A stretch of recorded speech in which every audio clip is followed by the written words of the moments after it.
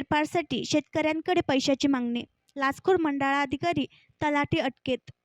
गडचिरोली शेतजमीन फेरफार करून देण्यासाठी 9,000 रुपयांची मागणी करून 6,000 रुपये स्वीकारणाऱ्या लाचखोर मंडळाधिकारी व तलाठ्यास 2 ऑगस्टला जेरबंद करण्यात आले. ही कारवाई महागाव तालुका अहेरी येथे 2 ऑगस्टला सायंकाळी 6 वाजता करण्यात आली.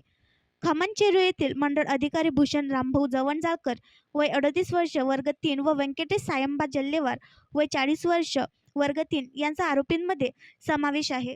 अहेरी तालुक्यातील महागाव येथील एका शेतकऱ्यांच्या शेतजमिनीचा फेरफार करून सातबाऱ्यात 3 नावाचा समावेश करायचा होता. त्यासाठी तलाठी व्यंकटेश जल्लेवार यांनी प्रत्येकी 3,000 रुपयांची 3 नावे लावण्यासाठी 9,000 रुपयांचा लाचेची मागणी केली. तडजोडीनंतर 6,000 रुपये स्वीकारण्याचे मान्य केले. दरम्यान शेतकऱ्याने लाचलुचपत प्रतिबंधक विभागाकडे तक्रार केली. त्यानंतर लाच मागणी पडताळणी करून 2 ऑगस्टला सापळा लावला. जल्लेवार याने तक्रारदाराकडून 6,000 रुपये स्वीकारताच लाचलुचपत प्रतिबंधक विभागाच्या पथकाने त्यास पकडले. त्यानंतर मंडळाधिकारी भूषण जवंजाळकर यालाही ताब्यात घेतले.